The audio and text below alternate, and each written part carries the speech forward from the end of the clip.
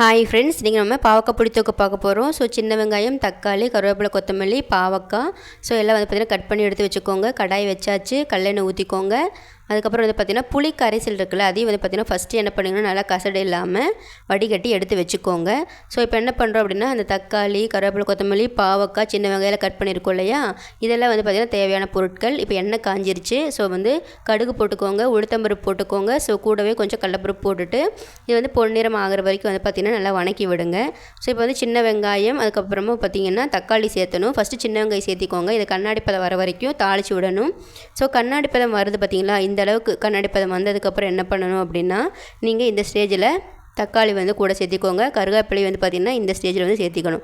So first சின்ன வெங்காயம், அதுக்கப்புறம் தக்காளி, கருவேப்பிலை சேர்த்திட்டு இப்போ என்ன பண்ணணும் அப்படின்னா, ஓரளவுக்கு மசிஞ்சதுக்கப்புறமா சின்னதாக பொடியாக எந்தளவுக்கு கட் பண்ண முடியுமோ அந்தளவுக்கு பாவக்காய் கட் பண்ணி வச்சுக்கோங்க. அப்போ சீக்கிரம் வேகும். ஸோ பாவக்காய் போட்டுட்டு இது கூடயே கொத்தமல்லி கொஞ்சம் போட்டுக்கோங்க. போட்டுட்டு இந்த பாவக்காய் பார்த்திங்கன்னா எல்லா பக்கமும் எண்ணெயிலே வேகணும். கூடவே கொஞ்சம் மஞ்சத்தூளை சேர்த்திக்கோங்க. இப்போ இந்த மஞ்சத்தூள் அப்புறம் எண்ணெய் எல்லாமே பாவக்காயில் எல்லா பக்கம் படுற மாதிரி நல்லா பெரட்டி விடுங்க. ஸோ நான் சொல்கிறது முக்கால்வாசி பார்த்திங்கன்னா எண்ணெயிலேயே பார்த்திங்கன்னா அந்த பாவக்காய் வேகணும். சரிங்களா? புளித்தொக்கு அப்படின்னாலே எண்ணெயில் எந்த அளவுக்கு வேக வைக்கிறோமோ அந்தளவுக்கு டேஸ்ட் அதிகமாக இருக்கும். இப்போ என்ன பண்ணுறீங்க அப்படின்னா, நல்லா பெரட்டி விட்டுட்டிங்களா? பெரட்டி விட்டுட்டு நீங்கள் என்ன பண்ணுறீங்கன்னா, ஒரு மூடி போட்டு கொஞ்சம் நேரம் வேக வைங்க. சரிங்களா? இப்போ மூடி போட்டாச்சு, கொஞ்சம் நேரம் வெந்துருச்சு. இப்போ பாருங்கள், எடுத்து காட்டுறேன். இப்போ என்ன பாருங்கள், இந்த அளவுக்கு ஒரு சுருங்கி போன ஸ்டேஜில் இப்போ பாவக்காய் இருக்கா, இந்த வரைக்கும் பார்த்திங்கன்னா நீங்கள் தாளிக்கணும்.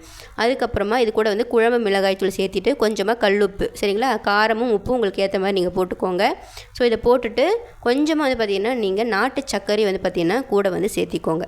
ஸோ நாட்டு சர்க்கரை கூட சேர்த்திக்கும் போது பார்த்திங்கன்னா ரொம்ப டேஸ்ட்டு நல்லாவே இருக்கும். குழந்தைங்களுக்கு கசப்புத்தன்மை தெரியாமல் இருக்கிறதுக்கு பாரம்பரிய முறையில் செய்யும்போது நாட்டு சர்க்கரை சேர்த்திக்கணும். சரிங்களா? ஸோ இப்போ இதே மெத்தடில் செஞ்சுட்டு நாட்டு சர்க்கரையும் உப்பு எல்லாமே மிளகாத்தூளை பார்த்திங்கன்னா எல்லா பக்கமும் நல்லா மிக்ஸ் ஆகிற மாதிரி பெரட்டி விடுங்க.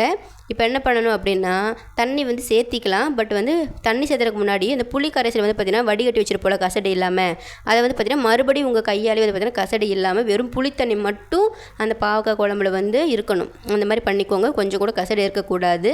ஸோ இப்போ பார்த்திங்கன்னா ஃபுல்லாக நம்ம வடிகட்டி எடுத்துட்டோம். இப்போ இந்த புளி கரைசலோடு பார்த்திங்கன்னா சேர்த்து அதை 2-3 மிக்ஸ் பண்ணிக்கோங்க. 2-3 கலக்கிட்டு மறுபடியும் என்ன பண்ணணும்னா கொஞ்சம் நேரம் மூடி போட்டு மூடி வைக்கணும். சரிங்களா? ஸோ இது புளி தொக்குங்கிறனால நல்லா சுண்டணும். ஸோ தண்ணி வேணுங்கிற அளவுக்கு சேர்த்திக்கோங்க. இப்போ மூடி போட்டு மூடியாச்சு. கொஞ்சம் நேரம் வெந்துருச்சு. பாருங்கள், அந்த பாவக்காய் முழுகிற வரைக்கும் தண்ணி ஊற்றிருந்தோம்.